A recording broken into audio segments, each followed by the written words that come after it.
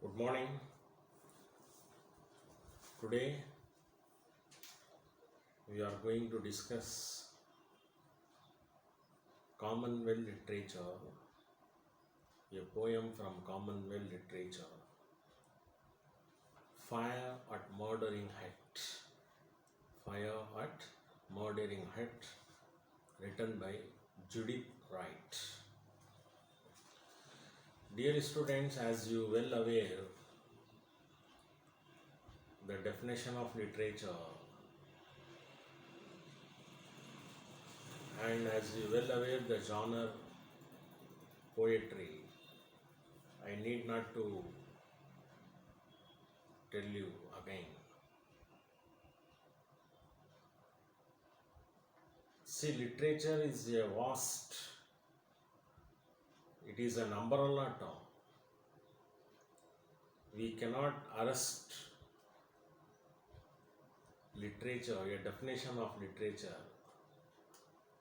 in few lines. For example, can you arrest an imagination? Can you confine an air?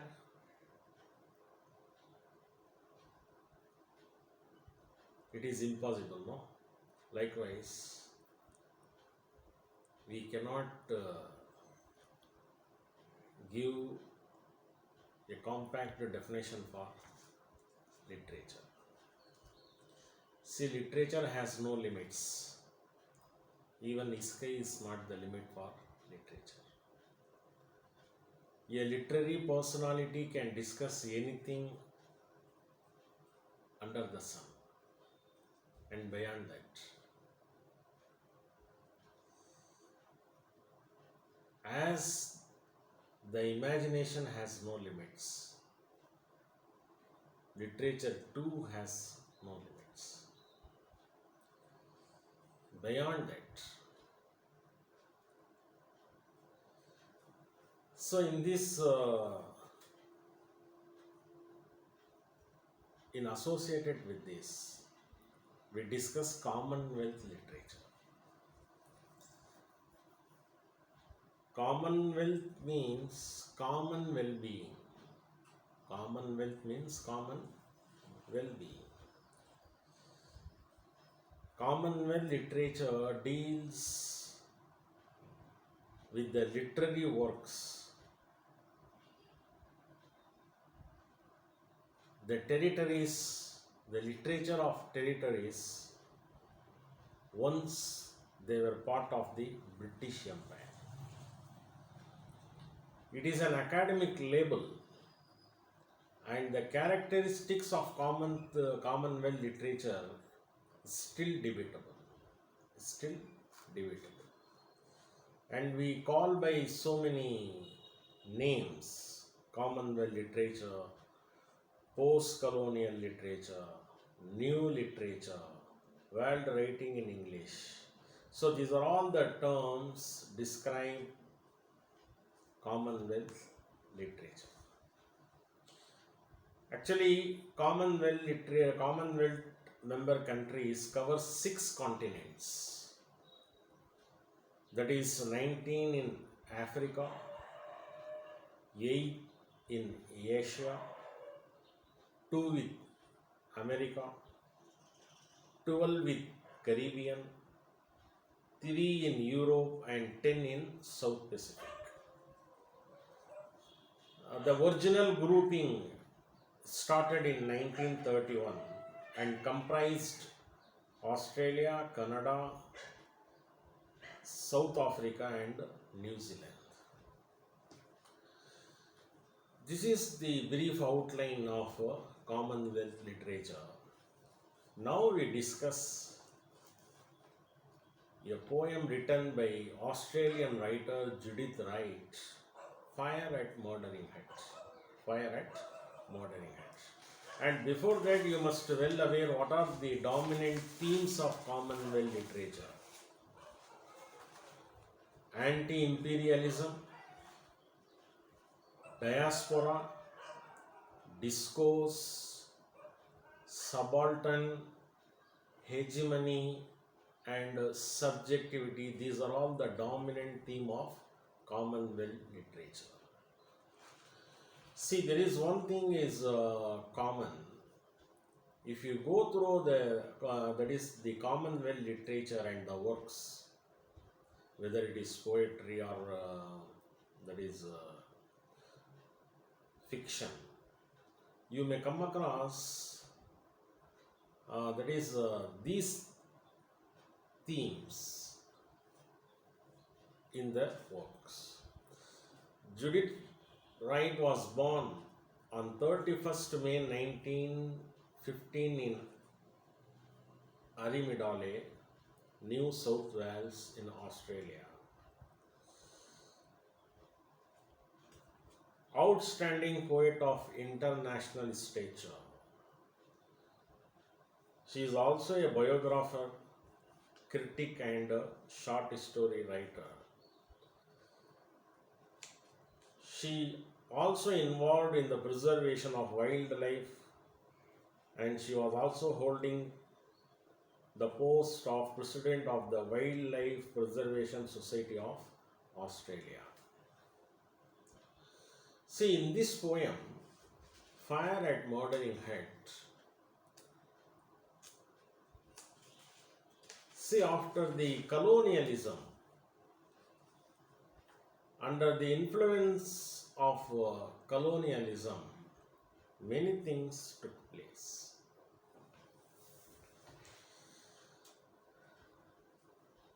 See, the very title itself symbolizes the tragedy, the reality of life. Fire at murdering hut. Fire, murdering hut.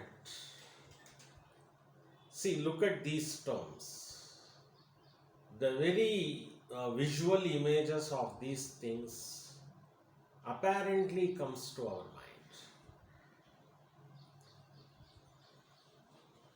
You just imagine a graveyard. That is the last destination of every person in this world. Have you ever visited graveyard? Have you ever observed what's happening there? How it looks? When you visit a graveyard, you may find stillness prevails everywhere. That teaches us something. The silence of that graveyard teaches the philosophy of life in volume.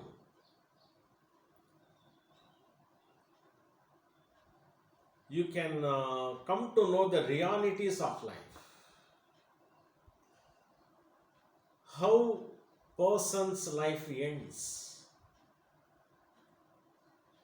And philosophically speaking, the material world, material life ends here, and the spiritual life begins at graveyard. Though it looks like an end of life, actually it is a beginning of life.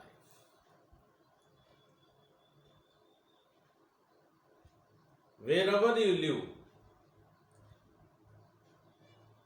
whatever the luxurious life you lead, but your destination is where you have to go.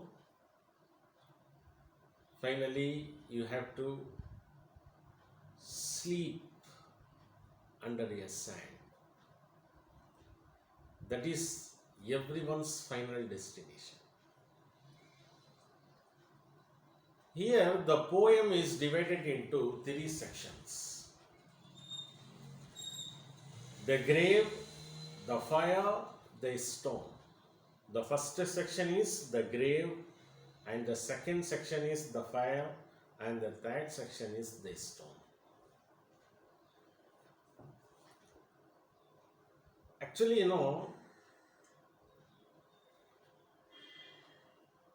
A lover under suspicion murdered her lover. Murdered her lover. Now she is lying in the grave. She is lying in the grave. Because he thought that she had illegal relationship with someone. Under this suspicion, he had murdered her lover. Now she died. Now this poem is an outburst of her frustration. She was not able to justify her stand. How can she justify? Since she was voiceless, no one was there to listen to her. She was not able to get justice. Now she speaks from her grave. Now she speaks from her grave. And she holds responsibility. She is criticizing her lover. She believed him. She trusted him a lot. But on the other hand, he acted in an indifferent way. How can she say? Just just listen these lines. Listen to these lines. You who were the snake hidden under my house, you breathe of the bush fire. Are you come to take me again like a storm in the night? Oh, storm of my desire. See, these lines symbolically representation the passion she has, the intensity of her love. Who kindled the passion in her heart? He only instigated her passion. He only made her to love him. That's why she says, you who were the snake hidden under my house. Today I am lying here. You have murdered me, you have buried me here. I am lying here. And who is responsible for that? Who is responsible for this tragic ending? The desire. And who caused the desire? You caused the desire.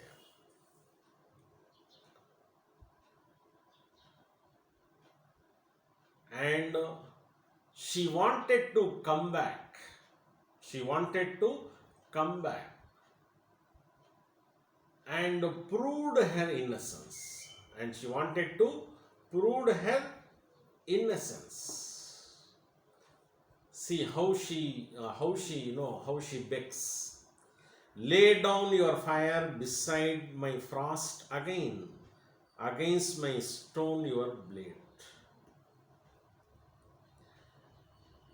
Because she has been subjected to frost, she had been subjected to the scorching sun, she had been subjected to wandering mist, she had been exposed too long to the severity of the elements.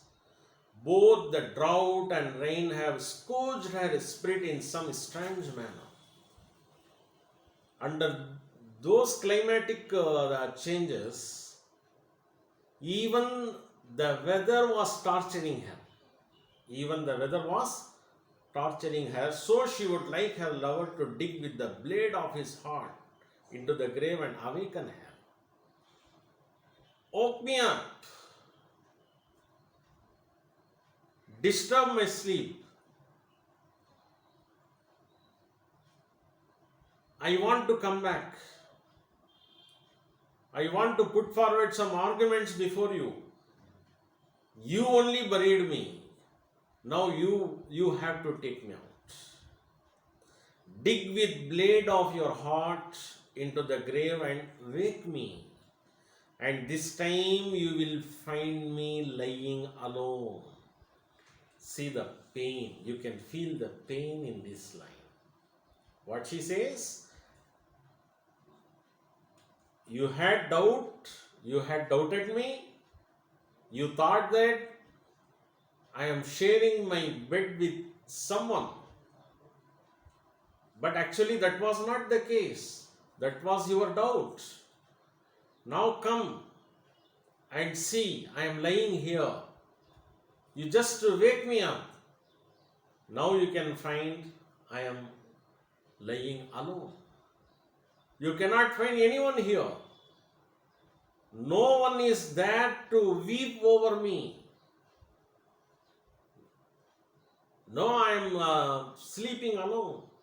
I have been here too long with the white rose tree, the wandering mist and the stone. Now who are my companions? Now who are my companions? White rose tree, wandering mist and stone. These are all my companions. No any other company I am enjoying here. These are all my constant companions here. One white rose tree, the wandering mist and stone. This is the first section, fire. And the next section is, that is the grave, and the next section is fire. Next section is fire. The fire talks to the girl's spirit, assuring her that neither love nor death come to the dead. The fire is tormenting her. See, generally people think that, generally, it is believed that death brings peace to a person. Death brings one kind of, peace of mind. That is relax. Death brings relief to a person. But for her, even after she died, she was not happy. Because she was not attained a natural death. She didn't live up to the brim. She didn't live her life full. Her death is an untimely death. Neither love nor death come to the dead. Neither she attained the bliss of life. She didn't live peacefully, neither she lived peacefully, nor she died peacefully. And it is a beautiful fire that dances on the grave of the girl like a lover's ghost. She says, a fire is dancing on my grave. A fire is dancing on a fire.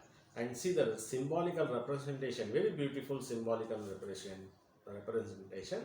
The rose tree catches fire and is reduced to black dust. The rose tree catches fire. Here fire is, that is the symbolically representing the allegation, the false, the false allegation, the blame she is carried with her, the blame which was imposed by her lover, the black spot. And what a fire does, what that blame does, that catches fire and is reduced to black dust. The rose tree, she was like a rose tree. But because of the allegation, the rose tree catches fire and burns to dust. Even though it is not her lover, it will plant a kiss on the rose tree that has grown on her grove, and that kiss will travel down to the grave. And see the lines. I shall set before I am gone. A kiss on the rose root to travel down to your breast.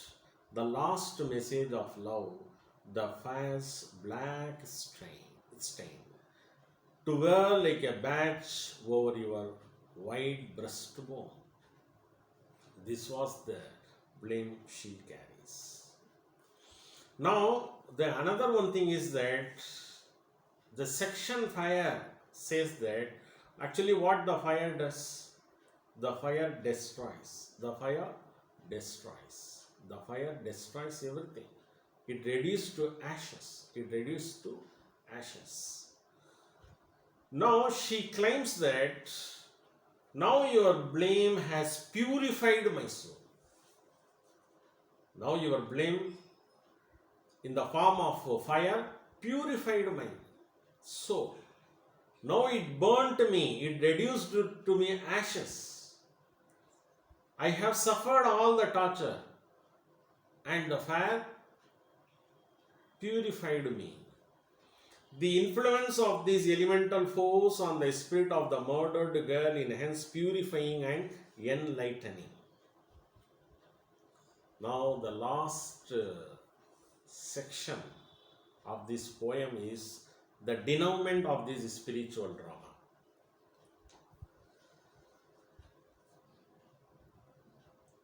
The girl's spirit yearns to remain hidden in the earth and not to be exposed to the wild sun. And see how she expressed her feeling in the last lines. If I were hidden in earth, I should lie quiet there and forget the summoning cry of the wild sun, and forget the fire that would lay open my heart for love to turn. Finally, what is happening? Now she is, that is in the first section, the grave that shows that is the burning passion she had in her heart. How she got succumbed to the passion of her own. How she got cheated by the love of her lover, and how she suffered these deeds in the first section of the poem, The Grave. Then the fire, how she got purified herself under the influence of fire, and finally she is nothing but she has become stone. She has become stone. Unresponsive. Unresponsive. To the question as to why she cannot rest quietly in her grave, the answer is given that any living object dispossessed of life always long for a revival of life. She was also an ordinary human being. She too wanted to live. She too wanted to lead a normal life. But because of her untimely death, because of the tragedy she faced, she wanted to come back to this world. She wanted to come back and she wanted to live her life again. And see the last two lines, it is really packed with philosophy of life. It is all true as you said. Come now and take me. Here, these lines can be interpreted in various ways. It is all true as you said. Here, finally, she is diverting her attention towards God and love. Towards God and love. For lover, you can give your explanation like that. It is all true as you said. If you are really true, come now and take me. Come now and take me. What does it mean?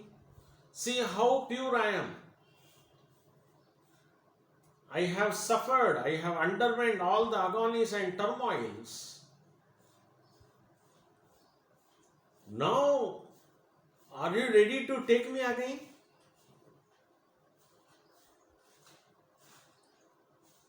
She is eagerly waiting for next chance to prove her innocence.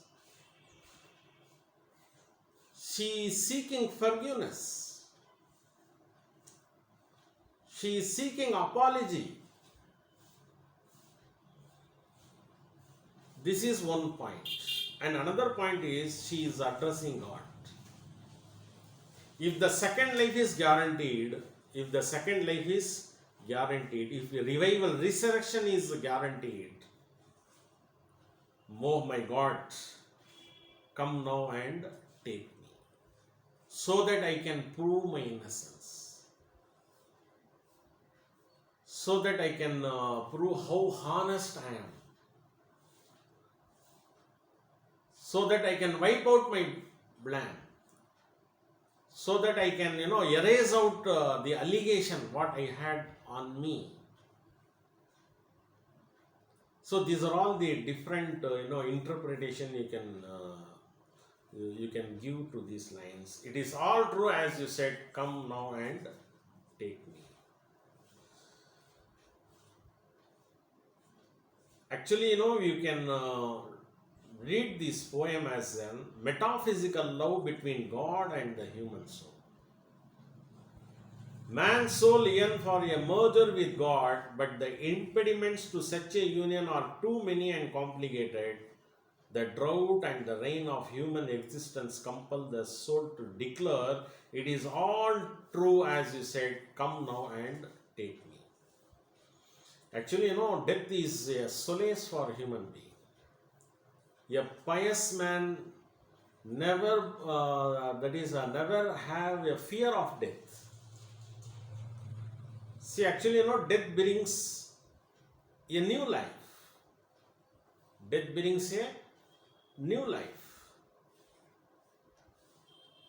Death has become a platform which helps human being to reunite, it is pave a way to meet God. A creation is meeting its creator. Death is a meeting point of a creation and a creator. A man, that is a pious man, a devout man, longing for a death. Provided if you have lead a life of righteousness. So death always be a pleasure point. Death is not a pain. Death has become a pleasure. So this is the poem by Judith Wright, Fire at Murdering Head. The poem has divided into 3 sections: the grave, the fire, and the stone. So with this, that is, you do one thing, you read this poem again and again, read it in a surface level, then critically read it and write your critical comments. Thank you very much.